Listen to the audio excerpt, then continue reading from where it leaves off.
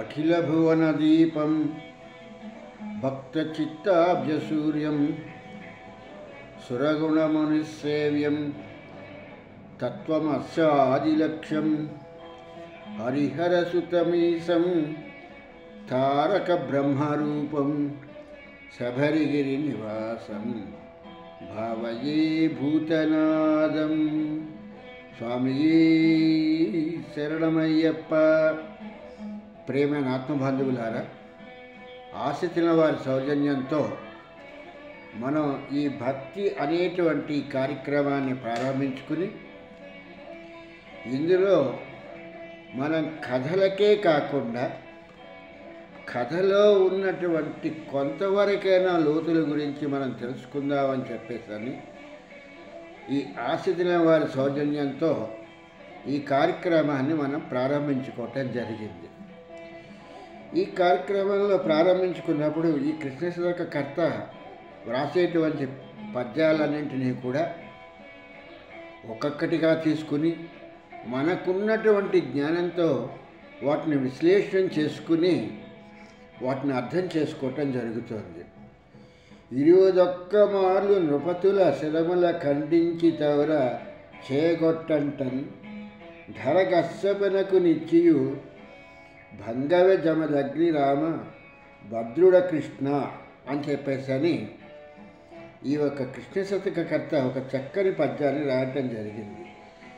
21 మార్లు ఈ యొక్క రాజుల మీద యుద్ధానికి వెళ్ళి వాళ్ళ శిరస్సులను ఖండించి ఆ చేతి గొడ్డలితో గండ్రగొడ్డలతో ధర కశ్యపనకి ఇచ్చితివి, ఈ యొక్క భూమంతటిని కూడా కశ్యపనకి ఇచ్చావు కదా. భంగవ జమదగ్ని రామ భద్రుడ కృష్ణ. ఆ ఒక జమదగ్ని అనేటువంటి అతనికి ఆ ఒక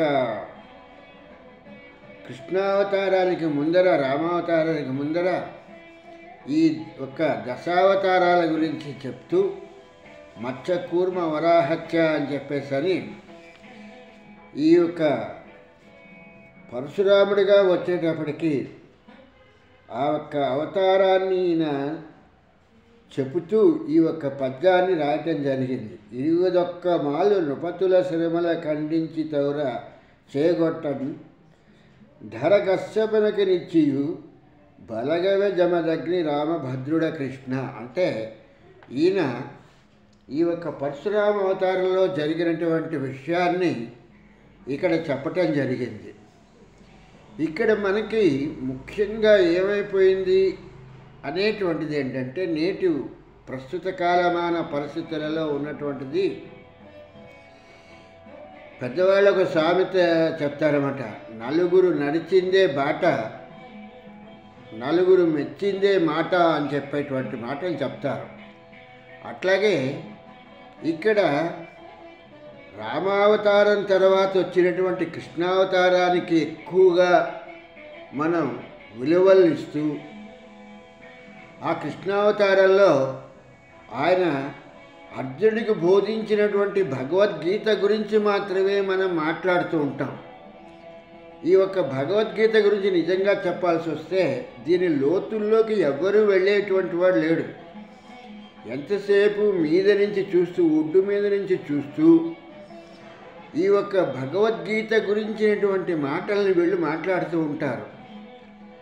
అంతకన్నా ముందర విషయాలు అసలు వీళ్ళకి ఏమాత్రము కూడా పట్టవుగాక పట్టవు. ఇక్కడ భగవాన్ వాచ అనేటువంటిది భగవంతుడైనటువంటి వాడు అర్జునుడు అనేటువంటి జీవుడికి చెప్తున్నటువంటి గీత ఉపదేశము, మంచి మాటలు అనేటువంటి దానికి ఈ గీతోపదేశము అనేటువంటిది పేరు పెట్టడం జరిగింది అని చెప్పేసి చెప్పుకొస్తారు.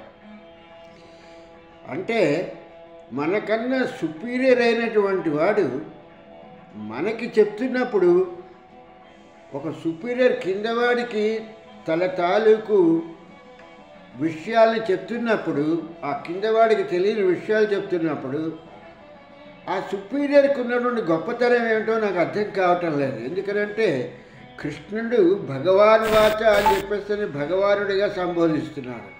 భగవంతుడు చెప్తున్నాడు జీవుడికి, ఇందులో ఏ విధమైన గొప్పతనమూ లేదు. ఎందుకంటే ఆయనకు తెలిసింది అని చెప్తున్నాడు, జీవుడికి తెలియదు, జీవుడు వింటున్నాడు. ఇంతవరకు గ్రహించవలసినటువంటి విషయము.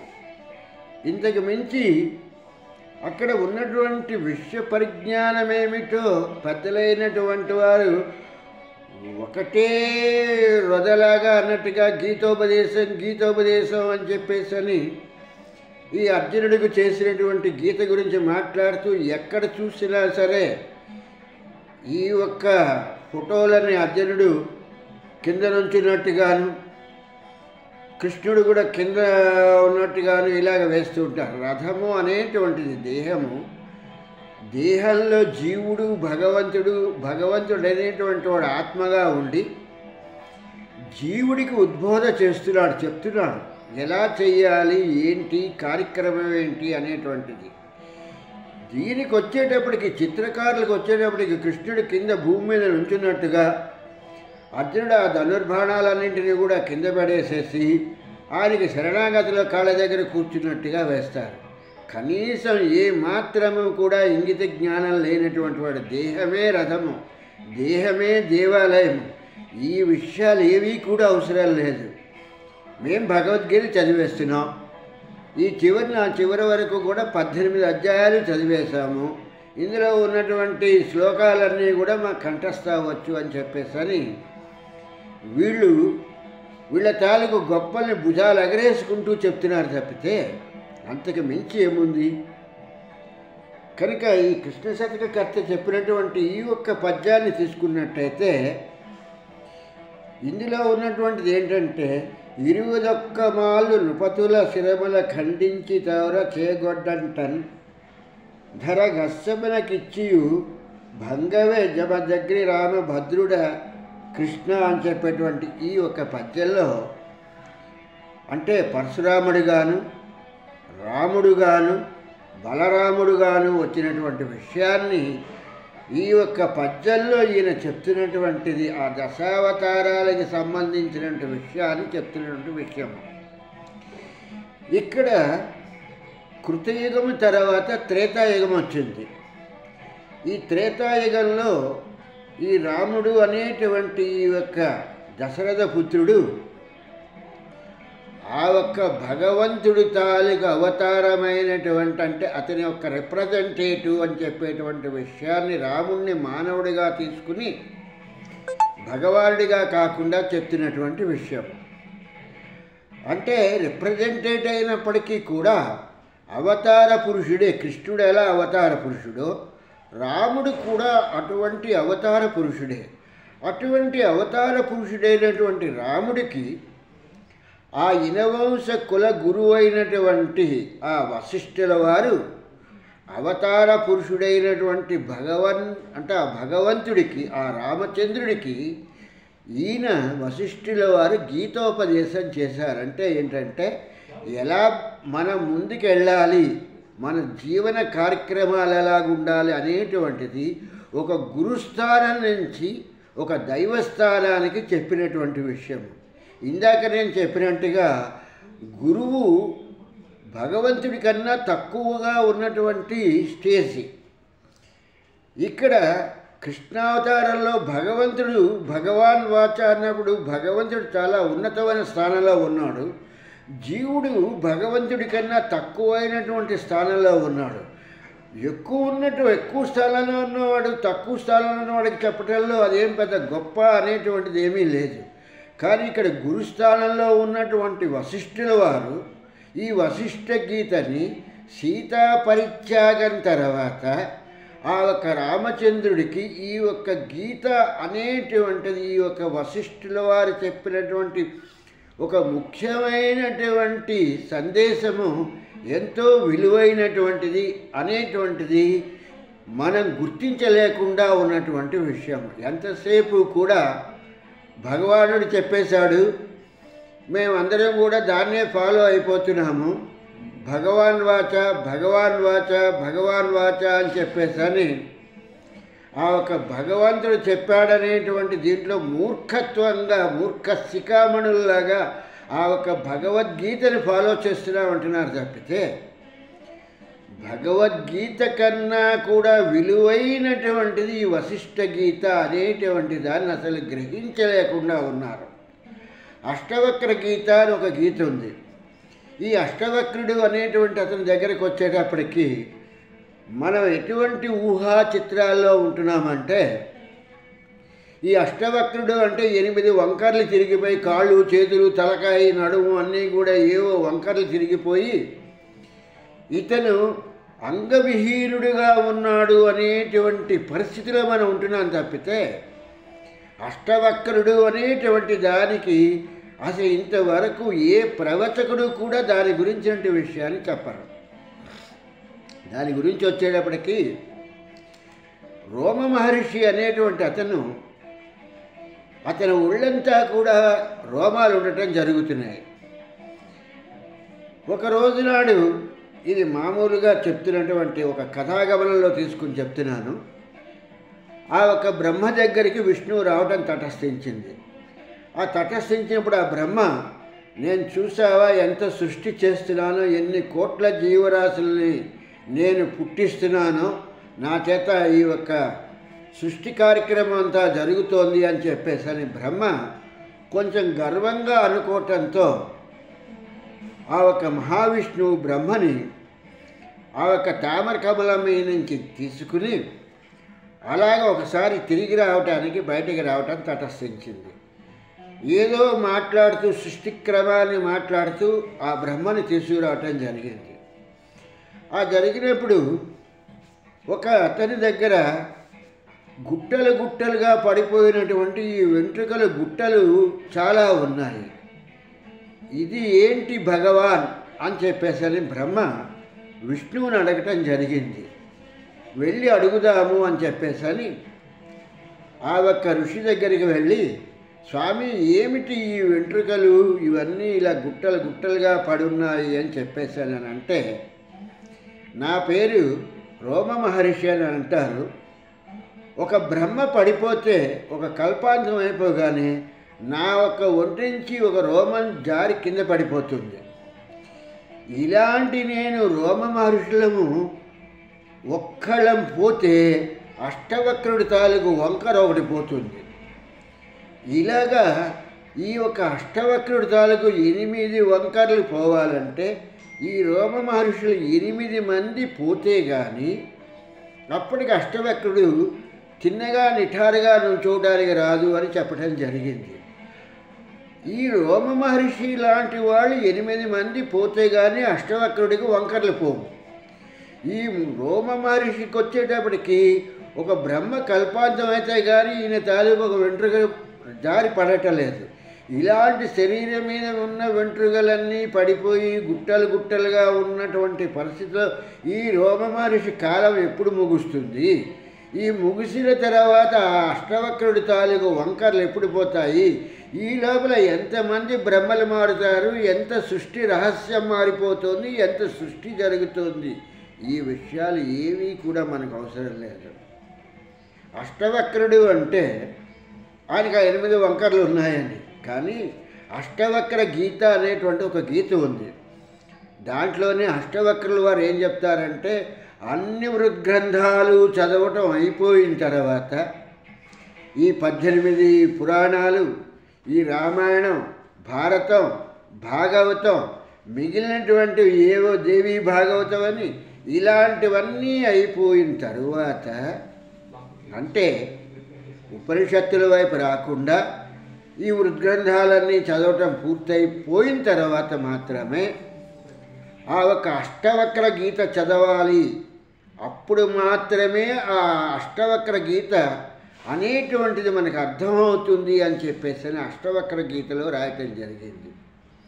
అంత అమూల్యమైనటువంటి గ్రంథాన్ని ఎవ్వరూ మాట్లాడరు.